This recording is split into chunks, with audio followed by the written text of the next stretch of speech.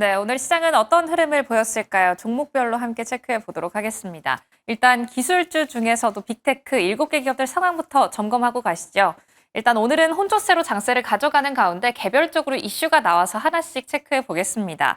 구글 같은 경우에는 AI 관련 검색 역량을 강화하기 위해서 이제부터 크롬에 무조건적으로 제미나이 기능을 붙이겠다라는 이야기가 나왔습니다. 하지만 주가 자체는 좀 강한 탄력을 받아주지 못했습니다. 0.99% 상승, 1% 가까운 상승폭을 보였는데요. 그럼에도 불구하고 신고가 향해서 계속해서 달려가고 있다는 점도 확인하시기 바랍니다. 두 번째로는 테슬라입니다. 테슬라의 개별적인 악재가 나왔다라기보다는 미국 내 여타 전기차 업체들이 손을 잡았다라는 이야기가 나왔는데요. 웨이모와 비아가 로보택시 관련 계약을 체결했다라는 소식이 나오면서 오늘 전반적으로 매물이 조금은 출회된 하루였습니다. 2%대 낙폭을 가져갑니다. 마지막으로는 마이크로소프트입니다. 데이터 센터 관련 좀 캐파를 늘리겠다라는 소식이 나왔는데요. 위스콘신의 데이터 센터 계획을 70억 달러까지 확대하겠다라는 소식도 나왔다는 점도 체크하겠습니다. 그럼 다음 장 통해서 히트맵 열어보시죠. 오늘의 전반적인 분위기도 엿보도록 하겠습니다. 오늘 이렇게 7개 기업뿐만 아니라 전반적으로도 혼조세, 장세를 가져간다라는 점 확인하실 수가 있습니다. 오늘은 추가적인 금리 인하에 대한 기대감도 키울 수 있고 또 무엇보다 앞서 언급이 됐었던 엔비디아와 인텔이 손을 잡았다라는 소식 속에서 반도체주들이 강세를 보인 장세를 연출했는데요. 특히나 어제도 러셀 2000 지수를 언급을 드렸죠. 금리 인하에 대한 기대감이 커져가면서 이제 좀 본격적으로 성장할 수 있는 주들 위주로 키맞추기 장세가 미국 내에서도 좀 활발하게 이루어지고 있습니다. 어제는 사상 최고치에 근접했다라고 말씀을 드렸는데 오늘 장중에는 2021년 11월 이후 사상 최고치를 달성하는 모습을 보여줬습니다. 오늘은 2%대 상승폭을 가져가는 모습이네요. 이런 상황 속에서 데이비드 테퍼는 주식을 안 살 수가 없는 상황이다. 그러니까 지금 시장이 너무너무 좋다라고 말하고 있습니다. 하지만 반면 볼빈 웰스는 이런 의견을 내놓고 있습니다. 전반적으로 지금 금리 인하 사이클로 들어갔다고 보긴 좀 어렵다. 그러니까 추가 인하에 대한 기대감을 가져가긴 하겠지만 좀 두고 봐야 한다라고 이야기하면서 점진적 스탠스로 봐야 할 가능성이 높다라고 말하고 있습니다. 이렇게 아이비들의 의견도 체크해 봤는데요. 전반적으로 개별적인 소식도 체크해 보이시죠. 일단 앞서 언급이 됐었던 오늘 반도체주를 좀 강하게 흔들었던 소식은 이겁니다. 엔비디아가 인텔에 좀 베팅을 시작했다라는 소식이 나오면서 인텔은 오늘 20%가 넘는 강한 상승을 보였는데요. 이 상승풀에 대한 자세한 소식은 잠시 뒤 브리핑 통해서 만나보도록 하고요. 반면 AMD는 인텔의 경쟁력에 좀 밀릴 수 있는 거 아니야? 라는 우려감이 나오면서 매물이 약간 출회됐습니다. 그럼에도 불구하고 약보합권으로 증시를 버틴 모습이네요.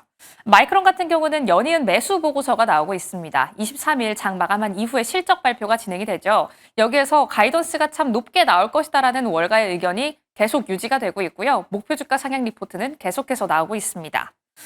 여기에 더해서 양자 컴퓨터도 강세를 가져갑니다. 오늘 하루만 리게티 컴퓨팅은 12%가 넘는 강한 상승을 보였고요.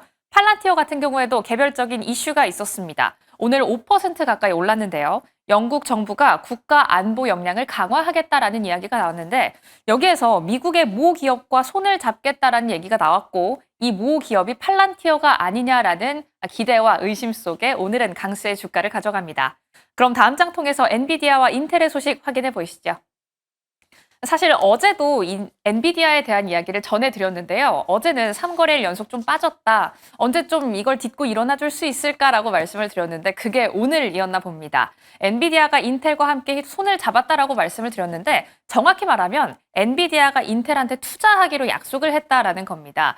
엔비디아는 이제부터 인텔에게 50억 달러가량을 투자할 것이다라고 이야기를 하는데요. 대략적인 내용은 이렇습니다. 맞춤형 데이터 센터, PC 제품에 대한 개발 협력을 맺겠다. 그러니까 인텔에 좀 맡기겠다 이런 이야기를 한 거죠. 50억 달러를 어떻게 투자를 할 것이냐. 이전에 미국 정부가 투자를 하겠다라고 이야기한 방식과 동일합니다. 이 주당 가치를 좀 올려서 사겠다라는 건데 조금 흥미롭게 비교를 해볼 점은 이번에 주당 23달러 선으로 엔비디아는 매입을 하기로 했는데요. 미국 정부가 과거에 인텔의 주식을 매입했던 달러 선은 20달러 선 정도였다라는 점을 감안하면 조금 더 주당 가치를 높게 평가를 한 것 같습니다.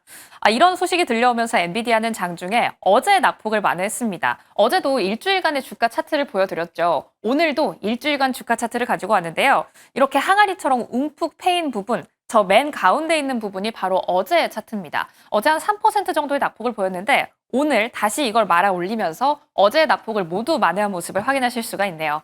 오늘은 176달러 선으로 장세를 가져갑니다.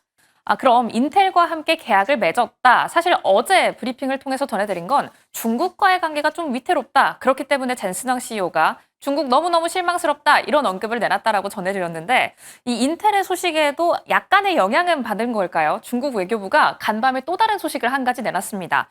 어제도 타임라인 기준으로 한번 체크를 도와드렸죠. 중국 당국에서 AI 칩에 대한 엔비디아의 저가형 칩을 사지 말라라고 중국의 기업들에게 이야기를 했고 이에 대해서 젠슨왕 CEO가 이런 조치는 너무 실망스럽다라는 이야기를 어제 내놨습니다. 그럼 간밤에 업데이트된 소식은 무엇이냐? 중국 외교부가 글로벌 공급망 안정화를 위해서 모든 당사국과 지속적으로 대화할 의향이 있다. 그러니까 내가 엊그제는 너희의 칩을 사지 않겠다라고 말했지만 인텔과 손을 잡아? 그렇다면 조금 더 대화를 할 의향이 널려 있다라고 이야기를 한 겁니다. 좀 스탠스를 완화를 한 거죠. 이런 발언을 미루어 볼 때 좀 두 가지 정도를 생각해 볼 수가 있습니다. 중국이 왜 AI 칩에 대한 규제를 더 강화했을까? 왜 금지까지 때렸을까를 생각해 보면 일단 첫 번째로는 중국에 자체적으로 칩을 개발하는 회사들이 속속들이 나오고 있기 때문에 이를 좀 뒷받침해주기 위한 자신감 표명이 아니었을까가 한 스푼 들어있고요.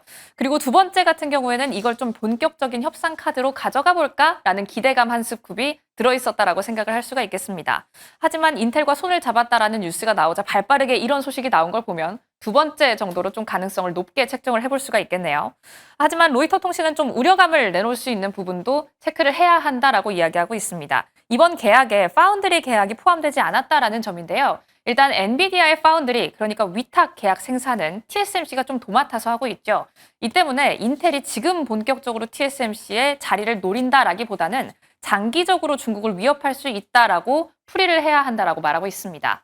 과연 앞으로 엔비디아와 중국 그리고 플러스 알파로 인텔까지의 전략은 어떻게 가져가 봐야 할지 지금 좀 본격적으로 고민하러 가보시죠.